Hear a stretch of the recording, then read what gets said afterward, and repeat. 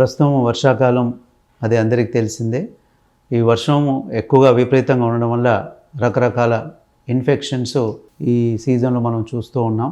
అయితే అవన్నీ వ్యాధులు కూడా మనకు ఆల్రెడీ పేషెంట్స్ రూపంలో వస్తూనే ఉన్నాయి.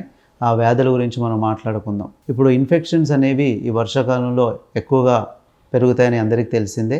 ఇంకా ఈ కాలం ఈ ఈ యొక్క సీజన్ ఇంకా వర్షం బాగా ఉంది.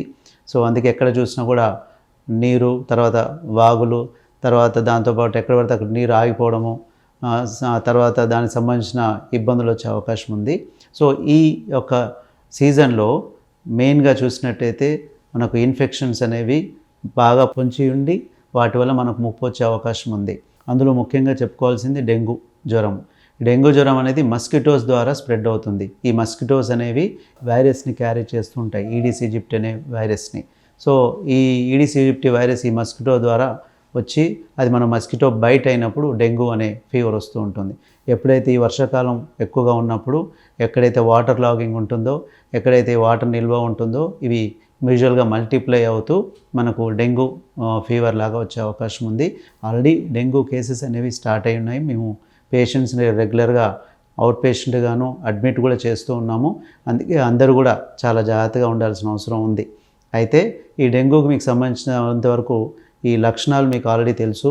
చాలా హై ఫీవర్ రావడం, చలి జ్వరము, బ్యాక్ పెయిన్, బాడీ పెయిన్స్ రావడము, దాని తోడుగా మనకు ఈ కొంతమందికి స్కిన్ మీద ర్యాష్ రావడము, బ్లడ్ టెస్ట్ చేస్తేనేమో ప్లేట్లెట్స్ తగ్గడము, ఇటువంటి లక్షణాలు ఉంటాయి. బాగా నీరసంగా ఉండడం, ఇవన్నీ ఈ డెంగ్యూకి సంబంధించిన లక్షణాలుగా గుర్తించవచ్చు. అయితే ఈ డెంగ్యూని మనం ఇమీడియట్గా ఒక 2 days ఒకవేళ ఫీవర్ తగ్గకుండా ఉన్నట్టయితే 3rd డే అట్లీస్ట్ అయినా బ్లడ్ టెస్ట్ చేసుకొని డెంగ్యూ టెస్ట్ల ద్వారా డెంగ్యూ NS1 అని, ఆ తర్వాత 5 days అవసరమైతే 5 days ఇంకా ఫీవర్ కంటిన్యూ అవుతే డెంగ్యూ IgM యాంటీబాడీస్ అని చెక్ చేసుకోవడం అవసరం. అదేవిధంగా ప్లేట్లెట్స్ ఎంత ఉన్నాయి అనేది కూడా చూసుకోవాల్సిన అవసరం ఉంది.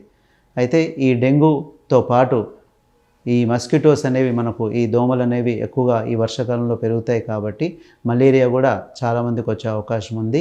ఈ మలేరియా అనేది మనకు మస్కిటో ద్వారానే వస్తుంది కాబట్టి వీటి పరంగా కూడా మనం జాగ్రత్తగా ఉండాలి.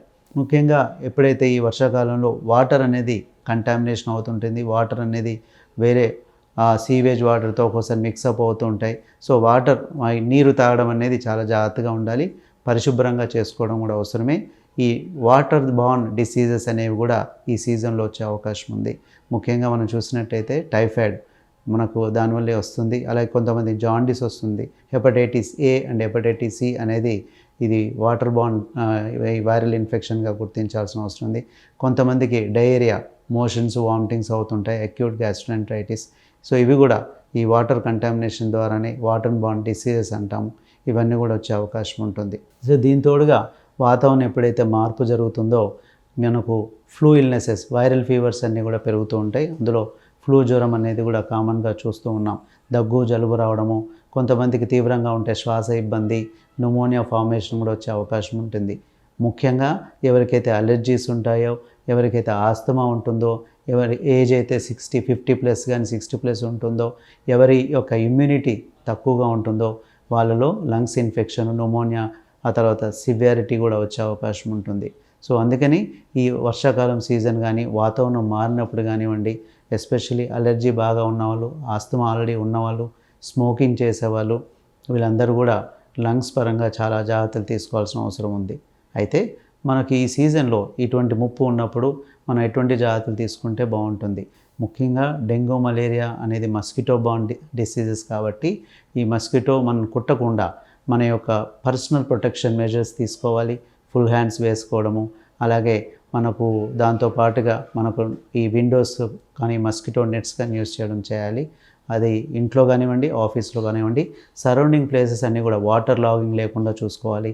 యాంటీ మస్కిటో స్ప్రేస్ కానీ వాటర్ నిల్వ ఉండకుండా క్లీన్గా పెట్టుకోవాలి. లిడ్స్ అన్నీ క్లోజ్ చేయాలి. అలా చేసుకుంటూ ఉండాలి. అలాగే ఎప్పుడైతే ఇమీడియట్గా ఈ ఫీవర్ వచ్చిందో వెంటనే 1-2 daysలోనే డాక్టర్ని సంప్రదించి ఎర్లీ డయాగ్నోసిస్, త్వరగా మనం జబ్బుని కనుక్కొని ఆ పర్టికులర్ టెస్ట్ల ద్వారా చెక్ చేసుకుంటే బాగుంటుంది. సో అదేవిధంగా ఈ వాటర్ మనకు ప్రాబ్లం ఉంటుంది కాబట్టి వర్షాకాలంలో నీరు వేడి చేసుకోవడం కానీ, ప్యూరిఫైయర్స్ కానీ అవన్నీ ఖచ్చితంగా పాటించాలి. సో హ్యాండ్ హైజీన్ అంటాం, చేతులు శుభ్రంగా కడుక్కోవడం కూడా చాలా అవసరం. తద్వారా మనకు మనం అనుకున్నట్టుగా వాటర్ బార్న్ ఇన్ఫెక్షన్స్ అన్నీ కూడా రాకుండా ఉంటాయి. సో బహుశా అండ్ ఆహారపు అలవాట్లు కూడా కొంచెం వేడి పదార్థాలు, మంచి ప్రోటీను, ఫ్రూట్స్, వెజిటేబుల్స్ బాగా తీసుకోవడం ద్వారా మన యొక్క ఇమ్యూనిటీ, రోగనిరోధక శక్తి బెటర్గా పెరిగితే కూడా ఇన్ఫెక్షన్ తీవ్రత ఎక్కువ ఉండదు. అటువంటి జాగ్రత్తలు తీసుకోవాలి. సో మీకు చెప్పినట్టుగా ఇవన్నీ కూడా మనకి ఈ సీజన్లో, వర్షాకాలంలో ఇవన్నీ కూడా పొంచి ఉన్న రోగాలు, పొంచి ఉండడం కాదు, ఆల్రెడీ కొంతమందికి వస్తూనే ఉన్నాయి. సో అందుకని మీరు చాలా జాగ్రత్తగా ఉండాల్సిన అవసరం ఉంది. అండ్ ఇటువంటి జాగ్రత్తలు తీసుకోవడం ద్వారా ఈ యొక్క ఇన్ఫెక్షన్స్ బారిన పడకుండా మీ ఆరోగ్యాన్ని కాపాడగలుగుతారు.